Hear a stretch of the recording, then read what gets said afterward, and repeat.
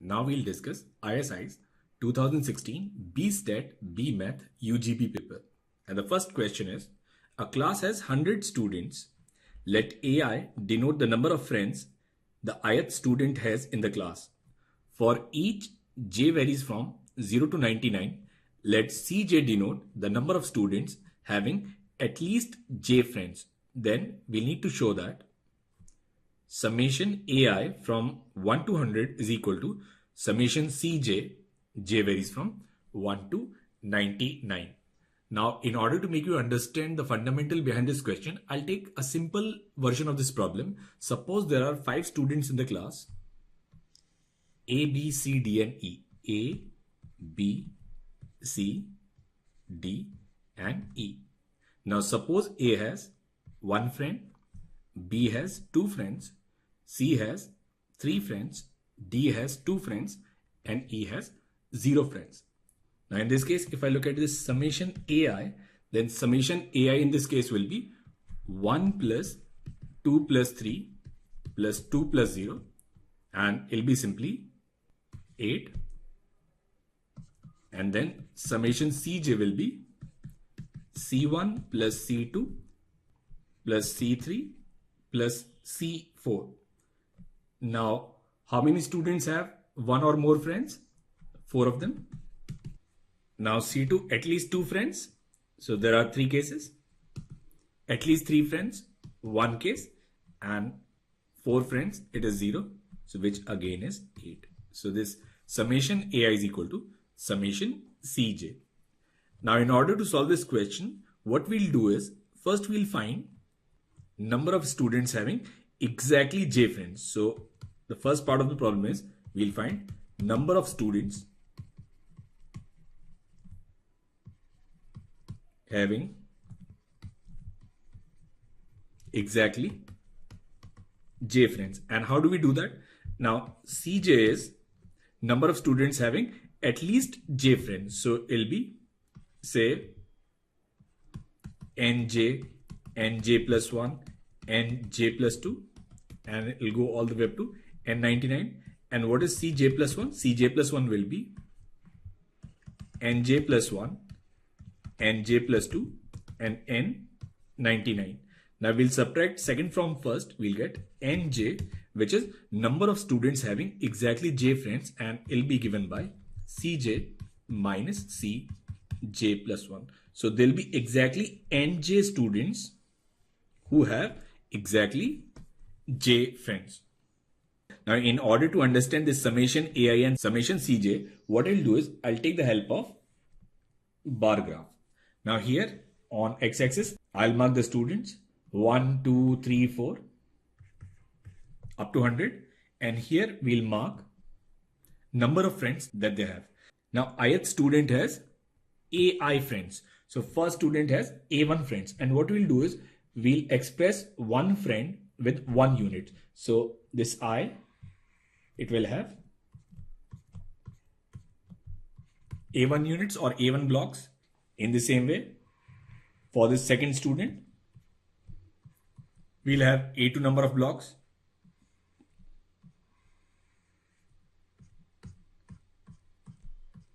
For a3, we'll have a3 number of blocks, and it'll continue up to this 100 student.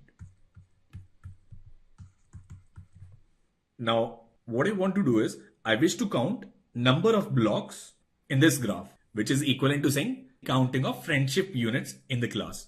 So this summation ai, it will be a1 plus a2 plus a3 plus a100. Now this is one way of counting all these units.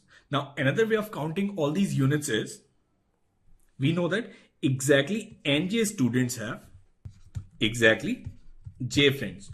Now what is the minimum number of friends that any student can have?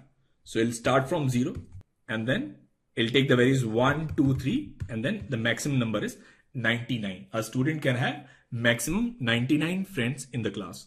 Now what we will do is, we'll count these number of units in another way. And the other way is, number of units is given by, now 0 number of friends into number of students having 0 friends, 1 into number of students having 1 friend, 2 into number of students having 2 friends, and plus 99 into number of students having 99 friends.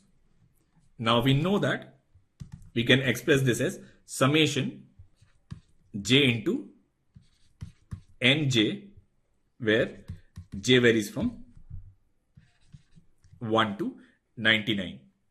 Now we can express this as j varies from 1 to 99, and this is j, and ncj is cj minus cj plus 1. So it will be 1 into c1 minus c2, 2 into c2 minus c3, 3 into c3 minus c4, and then finally it will be 99 into c99 minus c100. Now it will be c1 minus c2 plus 2c2 minus 2c3, 3c3 minus 3c4, and it will continue up to 99c99 minus 99c100. Now minus c2 plus 2c2 is plus c2, minus 2c3 plus 3c3 is plus c3. So actually it will be c1 plus c2 plus c3 up to c99 minus 99c100. Now c100 is 0. So there are 100 students in the class. So the maximum number of friends any student can have is 99. So we can express this as this summation j varies from 1 to 99 cj. So total number of blocks in this diagram is given by this summation ai, where I varies from 1 to 100, and it'll always be equal to this summation cj, where j varies from 1 to 99. So from here we can say that summation ai is equal to summation cj. Now in question number 2 it says it is given that graph of y equals x to the power 4 plus ax cube plus bx square plus cx plus d, where a, b, c, d are real numbers, has at least 3 points of intersection with x-axis. So it will have at least 3 points of intersection with x-axis. Then we need to prove that there are either exactly 4 distinct points of intersection, or one of these 3 points of intersection is a local minima or local maxima. What we'll do is we'll write this function as y equals x minus alpha, x minus beta, x minus gamma, and then x minus delta, where alpha is not equal to beta and it is not equal to gamma, because this graph, it intersects x-axis at 3 distinct points. So that means it will have at least 3 real roots. Now since the coefficient of this polynomial, they are real numbers, any polynomial of even degree cannot have odd number of imaginary roots. Imaginary roots, they always occur in pair. So this equation cannot have 3 real roots and 1 imaginary root. So when it says it has at least 3 points of intersection, which translates to it will have at least 3 real roots. So this condition should be this equation will have exactly 4 real roots. Now when we say 4 real roots, there can be 2 conditions possible. Now first condition can be the 4th root, which is delta. It could be this distinct root where it is not equal to any of alpha, beta and gamma. In that case, we'll have 4 distinct roots, and 4 distinct roots means this graph, it will intersect x-axis at 4 distinct points. Now the second case, when we have a double root. So say for example, roots of this equation are alpha, alpha, beta and gamma, where alpha is not equal to beta is not equal to gamma. So here we have 4 real roots, but then we have a double root. So in this case, we'll write this y as x minus alpha square into x minus beta, x minus gamma. Now we'll find dy by dx. Dy by dx will be x minus alpha square into x minus gamma, x minus alpha square into x minus beta plus 2 x minus alpha, and it'll be x minus beta and x minus gamma. Now here we can take x minus alpha common. So we can write dy by dx as x minus alpha, and it'll be x minus alpha, x minus gamma, x minus alpha, x minus beta plus x minus beta and x minus gamma, and it should be 0. Now, one of the critical point of this question is x equals alpha. Now we'll put as x as alpha minus h and alpha plus h. So this expression x minus alpha, it'll be negative in the first case and it'll be positive in the second case. So depending on the sign of the second expression, there'll be a local maximum or a local minimum at x equals alpha. So if we look at it graphically, then this polynomial will either have 4 distinct roots, alpha, beta, gamma and delta, or it will have a double root where it will touch the axis at that point. So say this case alpha, beta and gamma. Now question number 3 is consider a triangle PQR in R square. So we have a triangle PQR, P, Q and R, and let A be a point lying on PQR or in the region enclosed by it. So we have a point A which lies on or inside this triangle PQR, and let the coordinates of A be h, k. Now it says that prove that for any function fxy, which is ax plus by plus c on R square, fa is less than equal to max fp, fq, fr. Now what we'll do is we'll divide fxy with under root of a square plus b square. And if we'll do that, then this expression on the right, it corresponds to numerical value of distance of any point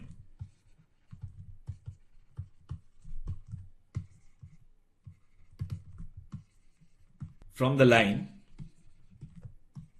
ax plus by plus c equals 0. So we'll express this function as dxy. So now we are given any straight line, and it could be any line. Say this is ax plus by plus c equals to 0. Now if we'll find dxy from these 3 points, dxy for PQR will correspond to distance of these points from this line, and dxy for A is distance of this point A from this line. Now since A, it lies on or inside this triangle, then for any point A, this dA, which is dhk, will always be less than or equal to at least one of dpqr. So it should be less than at least one of dp, dq and dr, or another way of saying it is dA is less than equal to maximum of dp, dq and dr.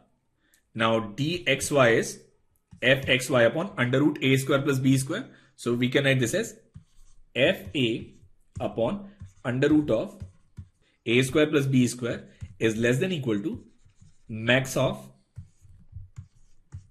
fp upon under root of a square plus b square, fq upon under root of a square plus b square, and fr upon under root of a square plus b square. Now we can cancel this a square plus b square, and then we'll have our result, which is fa is less than equal to maximum of fp, fq and fr. And mind it, in this question, when we say it is dA, we are taking the numerical value of this distance. So it could be positive as well as it could be negative.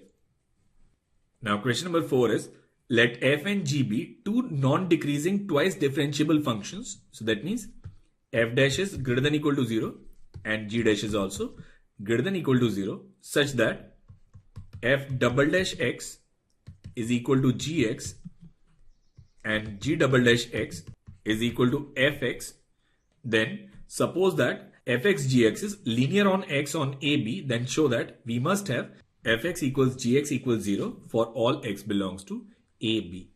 Now it is given that fx into gx, it is a linear function, say px plus q.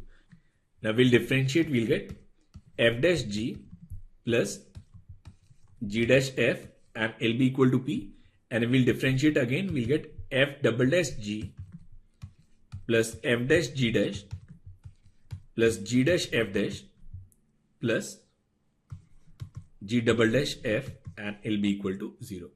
Now f double dash x, it is gx and g double dash x is fx. So we can write gx square plus 2 f dash x into g dash x plus fx whole square and L be equal to 0. Now this is 0 or greater than 0. Fx square is also 0 or greater than 0 and f dash x is greater than equal to 0 and g dash x is greater than equal to 0. So this is also greater than or equal to 0. Now sum of positive real numbers, it cannot be 0. It can only be 0 if each of them are individually 0. So it simply means that this function gx is 0 and fx is 0 when x lies between a and b. And this is how we solve such questions. Now question number 5 is, show that sum of 12 consecutive integers can never be a perfect square. Now in this question what we need is, we need the sum of 12 consecutive integers. So we'll start with n and then n plus 1, n plus 2 and it'll go all the way up to n plus 11. So we can write this as 12n and then 1 plus 2 plus 3 up to 11 will be n plus 1 by 2. So we can take this 6 common. So we'll take 6 common. We'll get 2n plus 11. Now it is 2 into 3 into 2n plus 1. Now this number is odd and we have this 2. Now since this sum, it cannot have 2 square, it can never be a perfect square. So sum of 12 consecutive integers can never be a perfect square. Now second part is, give an example of 11 consecutive integers whose sum is a perfect square. Now we'll take sum of 11, then it will be n plus 1, n plus 2 up to n plus 10. So it will be 11n and then plus n plus 1 by 2. So we'll take this 11 common and then we'll have n plus 5. Now we want this to be a perfect square, and one of the way of ensuring it is, if we take this n plus 5 equals 11, then it'll be simply 11 square. So in that case, value of n will be simply 6. So we'll start with 6 and we take 11 consecutive integers, then their sum will be a perfect square. Now question number 6 is, let A be a region in the xy plane given by x equals u plus v and y equals v and u square plus v square is less than equal to 1. Now v is y, and if we'll put v as y, we'll get u as x minus y. Now we'll replace it in this equation, we'll get x minus y square plus y square is less than equal to 1. So it'll be x square minus 2xy plus 2y square and it'll be less than or equal to 1. Now if we look at boundary curve for this region, boundary curve is x square minus 2xy plus 2y square equals to 1, which is a central conic. That is a conic whose center is at origin. And if we look at h square and AB, h square is less than AB, so it is actually a central ellipse. So we'll have this ellipse inclined at some angle whose center is at origin. Now when we say this x square minus 2xy plus 2y square is less than or equal to 1, we are talking about this region inside this ellipse. So this region, it represents all the points on the ellipse as well as inside this central ellipse. Now we need to find the length of longest line segment that can be enclosed inside this region A. So clearly for this ellipse, we'll have the maximum value when we take length of transverse axis. So for this ellipse, we have to find length of transverse axis. And for that, we'll use this equation of boundary ellipse. Now, let us take this point as r cos theta and r sin theta, where r is distance of the point from origin. So we'll put value of x as r cos theta and value of y as r sin theta. We can write r square as 1 upon cos square theta minus 2 sin theta cos theta plus 2 sin square theta. Now we need to find maximum value of r. Now cos square theta plus sin square theta is 1, so it will be 1, and then minus sin 2 theta. Now here we'll have sin square theta, and sin square theta will be 1 minus cos 2 theta upon 2. So we can write this r square as 2 upon 3 minus 2 sin 2 theta plus cos 2 theta. Now we know that 2 sin 2 theta plus cos 2 theta will always be greater than equal to minus under root 5 and less than equal to plus under root 5. Now this value r, it will be maximum when this denominator is minimum, and this denominator is minimum when we take maximum value of 2 sin 2 theta plus cos 2 theta, which is under root 5. So this r square maximum is 2 upon 3 minus under root 5, and if we'll rationalize, we can write this as 2 minus 3 upon root 5 into 3 plus root 5 upon 3 plus root 5. So it will be 3 plus under root 5 by 2. So maximum value of this r from origin will be under root of 3 plus under root 5 by 2. Now length of transverse axis will be twice this distance. So the maximum length of line segment which can be inscribed in this region, it will be 2 into under root of 3 plus under root 5 by 2. And that is the answer to this question. Now question number 7 is, this function f from 0 to infinite to r be a non-decreasing continuous function. So we have this non-decreasing continuous function f, and then in the region x, y and z, where x is greater than or equal to 0 but less than y, which is less than z. So we have 3 points x, y and z. So let this be x, let this be y, and let this be z. Now we need to prove this inequality, which is z minus x, this integral y to z fu du is greater than or equal to z minus y, this integral from x to z fu du. So what we'll do is we'll find average value of this function in the interval xz, and this value will be given by this integral from x to z fu du upon z minus x. Now what we'll also do is we'll find average value of this function in this interval from y to z. Will be this integral from y to z fu du upon z minus y. Now we look at average value of the function in this interval fxz. We can write fxz, it will be average value in xy plus average value in yz divided by 2. Now since it is an increasing function, fxy is always less than or equal to fyz. So from here we can say fxz is always less than or equal to fyz. Now if we'll put the value of fxz, it'll be this integral from x to z fu du upon z minus x, it'll be less than equal to this integral from y to z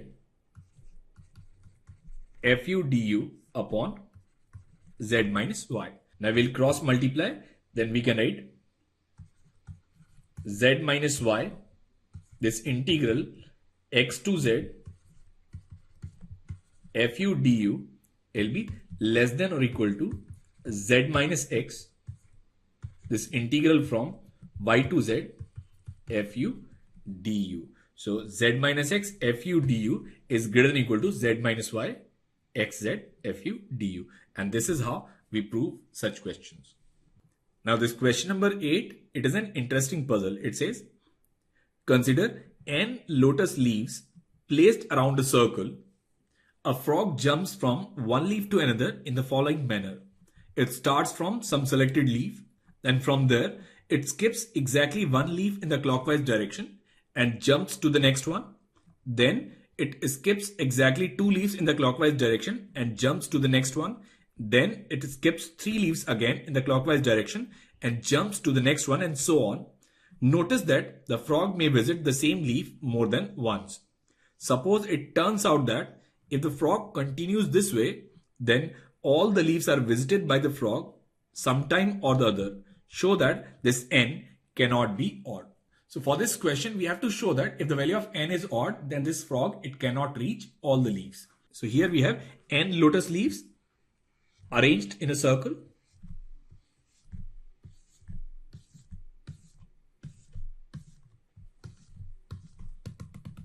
Now suppose frog starts from any one leaf, and let us name this leaf as leaf 0. Then we have 1, 2, 3, 4, 5, 6, 7, and it goes all the way up to n minus 2 and n minus 1. So this way we have n leaves. Now suppose frog, it starts from here, then the first jump, it is going to skip this one, it'll land on 2. Now after the second jump, it'll land at 5, it'll skip 2 leaves now. After 5, it'll go to 9, skipping 3 leaves. And this is how it is going to continue. Suppose we define this function, then after first jump, it is at 2. After second jump, it is at 5. After third jump, it is at 9. Then from 9, it goes to 14. And this is how this frog, it is going to jump from one leaf to another. Now we'll find the function of this series. Then the numbers in the series are 2, 5, 9. It is an AP with common difference of 3. Here common difference is 4. Here common difference is 5. Now difference of difference is 1. So general term for this series will be a quadratic function. So it will be an square plus bn plus c. Now we'll put n as 1. We'll get first term a plus b plus c, and it will be simply 2. If we'll put n as 2, we'll get 4a plus 2b plus c. It will be our second term 5. And then if we'll put n as 3, we'll get third term 9a plus 3b plus c, and it will be 9. Now we'll subtract second from third. It will be 5a plus b, it will be 4, and then we'll subtract first from second. It will be 3a plus b, it will be 3. So value of a will be 1 by 2. And if we'll put value of a as 1 by 2, value of b will be 3 by 2, and value of c is 0. So the general term of the sequence will be n square plus 3n by 2. So this fk, it will be k into k plus 3 by 2. Now since this frog, it jumps in this circle having n leaves, then position of this frog after kth jump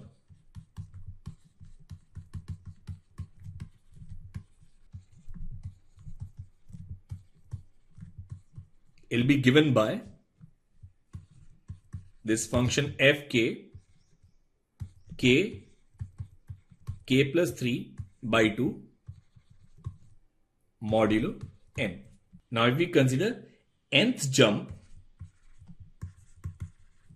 then fn will be n into n plus 3 by 2 modulo n.